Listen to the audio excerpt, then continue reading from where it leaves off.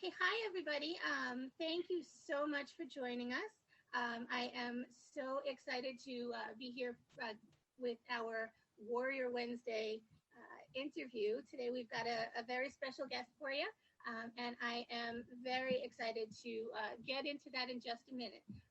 But first, I do want to take just a few seconds to give you a little bit of an introduction to who I am, who we are, and then we are going to get right into our warrior. But just to tell you a little bit about me, I am Carrie Wong. I am one of the founders of Stronger Than Sarcoidosis. I am also a columnist at Sarcoidosis News. I'm very excited about. I was diagnosed in 2015 with sarcoidosis after about 8 years of trying to figure out what was going on. And it is currently affecting my lungs, my skin, my joints, my nerves, and of course I have all the systemic stuff that goes along with that, and a whole bunch of comorbidities because sarcoidosis always seems to bring a bunch of friends. So this is us, Stronger Than Sarcoidosis. We just launched a year ago. In fact, this month is our anniversary, our 1-year anniversary, or as we prefer to call it, our Strongerversary. So this was started by 4 sarcoidosis patients. So you'll see on the slide here, we have Frank Rivera is our president. I am our vice president. We have Kathleen, our secretary, and Cheryl is our treasurer. And the 4 of us have all been living with sarcoidosis for a varied number of years. And we know how important it is for us to really have that connection with each other, so we know that no one is going through this alone. Our mission is to raise awareness, advocate, and educate about this rare disease called sarcoidosis. We aim to strengthen the sarcoidosis community with information, support, connection, and interactive events that will focus on the physical, mental, and emotional aspects of living with this disease. Stronger Than Sarcoidosis, as I said, was created by sarcoidosis patients for sarcoidosis patients, and we will always be patient-centered. We aim to support the sarcoidosis community, ensuring that all sarcoidosis patients know they are not alone. Together, we all are stronger than sarcoidosis.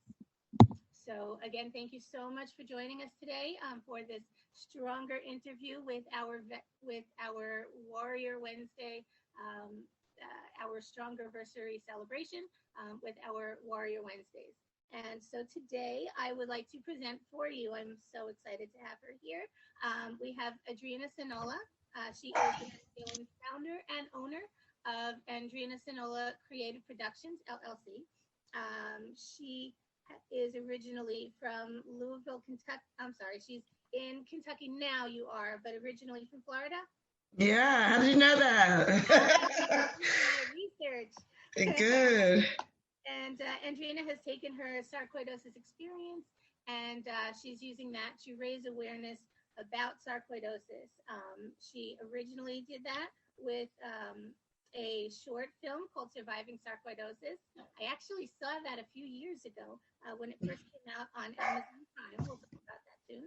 And she has been now currently working on Project Purple, Mission Sarcoidosis Awareness. So, Andrena, thank you so much for joining us. We are so excited to have you here. Thanks for having me. It's an honor to be here. Okay, so why don't we start with, start at the beginning. Tell us a little bit about your sarcoidosis story. How does it affect you, say, physically? Okay, so I was diagnosed with neurosarcoidosis in 2010, within months of my symptoms starting, so that was fortunate. It's been rough these past almost 11 years now, but I really try to make more of my story and realize that I made a post today to this fact that sarcoidosis changed what I can do, but it hasn't changed who I am.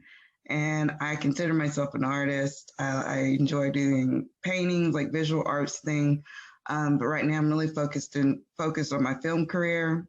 And it was really important for me to create this film because this disease needed a name. When I was diagnosed, I had no idea what they were talking about. And they even told me that, well, we would normally refer you to a support group, but there really aren't any for this disease. So that was like, okay, so immediately I feel alone, with this thing I've never heard of. And even my family wasn't really accepting of it because it was something weird they never heard of. Like, no one else in the family has that. So we need to get you another diagnosis and, another, doctor's opinion. So after seeing doctors in California, Texas, and now in Kentucky, my mother finally believes I have sarcoidosis. So it's a challenge. I still work when I can, but it's very not like I used to be. I used to be a person who would have 3 jobs. Now I work part-time, and my part-time is very part-time, like 1 day out of the week during school because I work as the educational assistant. And I do things that bring me joy during the day, as far as like painting or working on this documentary and other films and just reaching out to people in my community. I'm really involved on social media, and it's been very cathartic, therapeutic for me to meet all of these great people I've met since, um, working on surviving sarcoidosis, and even more so now on this current documentary. Yeah, I think that connection really is just what is so important. But one of the things I want to just kind of highlight again, one of the things you said before was that sarcoidosis may change what you can do, but it doesn't change who you are. And I think that is such an incredible statement and um, such an important and powerful idea that I think so many of us would do better if we could kind of let that sink in and kind of remind ourselves of that, because I think it's so easy as this disease takes over and we are able to do less than we could before. It's so easy to kind of let that sort of affect what we think is our identity. Who am I now if I'm not the teacher anymore? Who am I now if I'm not a construction worker? Who am I now if I'm not all of those things? But no matter what, you're still yourself, and you are an artist. They, You said you do some of that as what brings you joy during the day. So tell us a little more about that. well, I just wanted to say one of the things that you learn in education is that you have to adapt things for students. So you have compassions on the students. You want them, like, you have to have that same type of compassion you would for a child for yourself. So how can you adapt what you used to do so you can do it now? So that's the challenge of living with any type of chronic illness. And I might not be able to do like things on set, like hold the camera for 8 hours or 12 hours a day, but I can do work behind the scenes. I might not be able to get cast in so many roles because not every role is for a slightly overweight, neurologically like, not well person who has to use a walker. So fortunately, I have found some roles, some people that will adapt, their roles for me.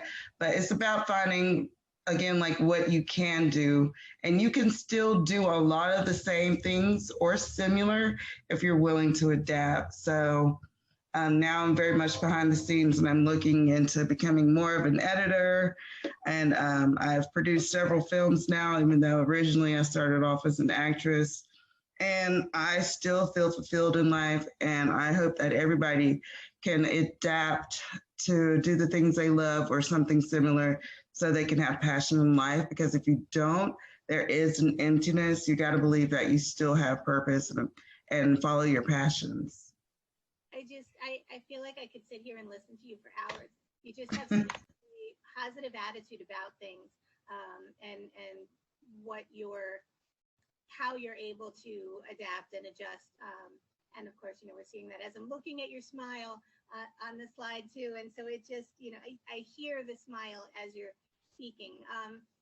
Was it always that easy, or did you kind of go through a dark period and kind of come through it with the diagnosis and Of course, yeah. So it started off, my symptoms were mild and they were in control. And I was like, okay, I just have to take medicine. I've gained a little weight.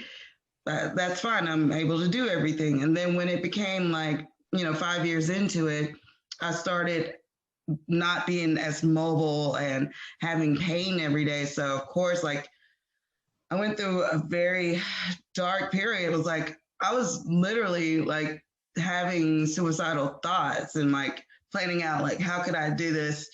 And I think as dark as that place may be, you have to allow yourself to go through that phase and kind of play out the what ifs. Like, what if I did do that? I would be gone, but I would leave like a trail of pain behind me. And I would never get to accomplish the things that I want to do with my life. It would just be over. And it would just be like this sad ending. And nobody wants to watch a movie with a sad ending. Everybody loves happy endings. And like, it's not over yet. Like, I haven't tried this, that, and that to give up yet. So that's just kind of like, I'm not going to give up until every X has been crossed. And even then, you got to sit there and wait because you never know what's going to happen next. So that's kind of what's gotten me through that. Yeah. And, you got to let yourself feel those dark feelings and work through those. Like I used to watch the Trinity Broadcast Network, like all day, every day. I was like, I need to be filled up with some faith right now. Like, let me listen to some Joel Osteen, some TD all of them, because that really helped me at a point. Like I was thirsty for like faith. And when I've kind of found that spiritual grounding, I was okay. Like I realized that the only thing stopping me right now is my own limitations that I'm placing on myself. There's so much I can't do, but there's so much more I can do. Yeah, that's really, really true. And I think it is so important for us to allow ourselves to feel those really dark thoughts. Not to say we want to go through with things, with actions, of course, but to be able to recognize that every feeling that we're feeling is valid and allow ourselves to have that and do what we need to do to get through it, whether it is through faith, whether it is through therapy, whether it is through connecting with friends and family or other sarcoidosis warriors who really know what you're going through. But it is really important to not try and pretend those feelings don't exist. We have to be able to feel them to be able to get through them. And it sounds like you've got a really good handle on that. And so I'd like you to tell us a little bit more about Project Purple, about this. So, what made you even come up with the idea that you wanted to do this, and then tell us a little bit more about what we can look forward to. Okay, so it all started back in 2017. I hadn't done anything in film for several years, when my conditions started getting worse. I was like, well, I want to do something. I just want to make a film. And I had no money. So I'm like, I don't know how I'm going to produce a film when I have no resources. So I decided that I would just go online. And I went to all of these support groups on Facebook and just reached out, who wants to be on a documentary? And the thing was, you had to record your own stuff and send it to me.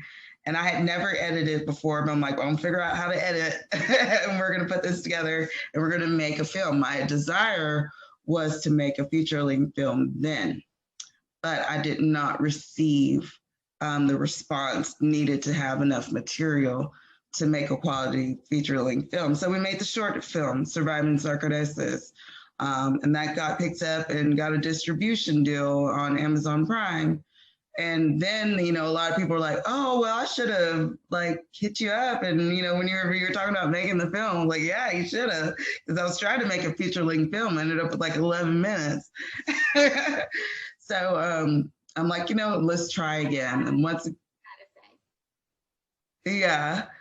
They said a So, great 11 minutes, I've got to say. so I'm glad you liked it. And you said you saw it. So yeah, I just wanted the whole world to see it. It was free on Amazon. So when we started producing this documentary, a lot more people were willing to be a part of it because they'd seen, the previous short.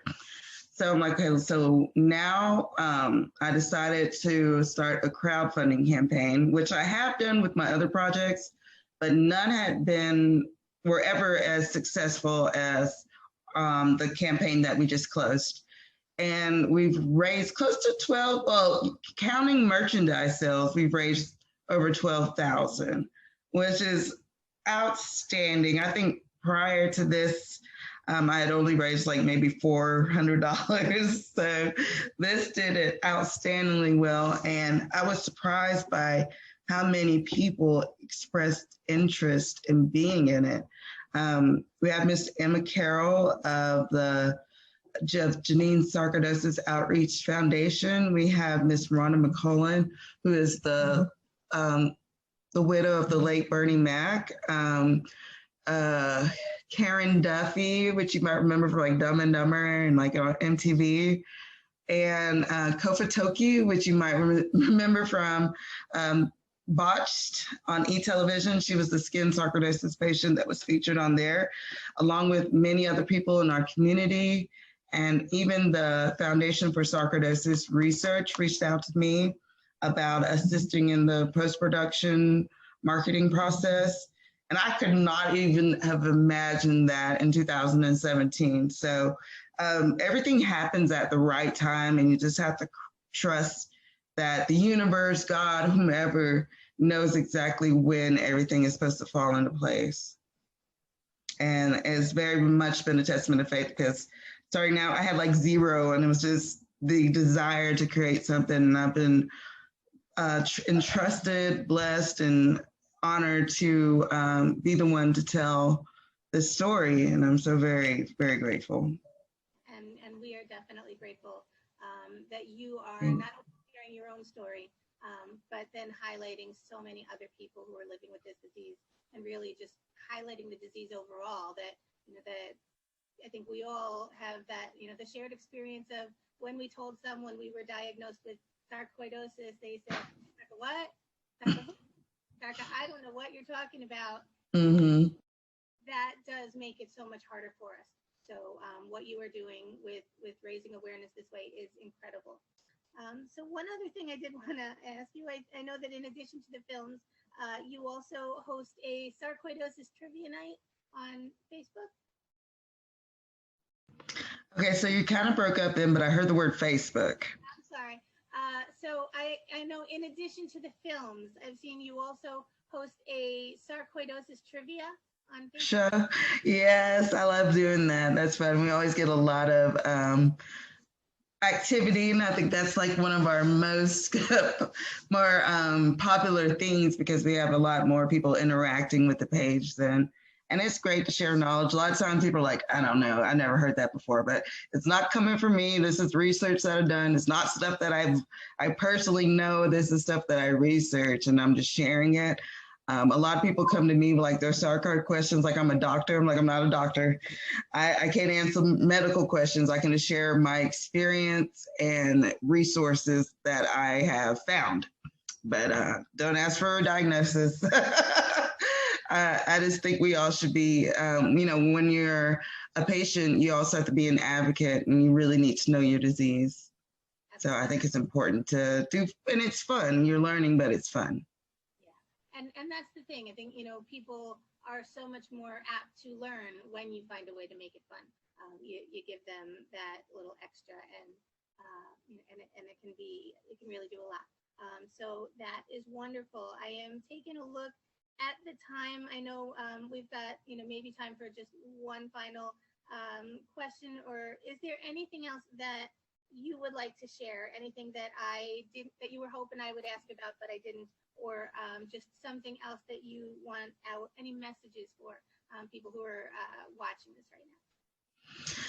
Well, one of the questions I always ask the people that we interviewed on the documentary is like, what advice would you give to somebody who was recently diagnosed with this disease? And I would tell them, you're not alone. If your family doesn't understand, you know what? If you go on Facebook and Google sarcoidosis and join a group, you'll have like a family of like 1,000 people or more like that. So you're not alone. Even if we're in different parts of the world, we are all family. And you'll know that once you get introduced to the community, we're really there for each other. Be educated, know your disease, and do not be afraid to ask questions about the qualification of your doctors. Search for new doctors. Don't be worried about insulting your doctor if you want a second opinion, and just be informed, socialize, and don't give up who you are to be this disease. Yeah, I think that is all such really great and important messaging that we all need to rely on each other. We know that we have each other through it all, and there's always someone who can listen and someone who can help. So thank you so much again for to everyone for joining us, but to Andrena for sharing your story, and for coming here and for everything that you're doing to raise awareness. Yeah. And if you want to learn more about us, go to purpledocumentary.com. Absolutely. That's exactly what I was just getting to now is for anybody who cannot get enough Andrena, if you are looking for, to watch the films, you want to know more about the films, you want to play trivia, we've got all her contact info here. Surviving Sarcoidosis, the short film that started it all, is still available on Amazon Prime. You can find it there. And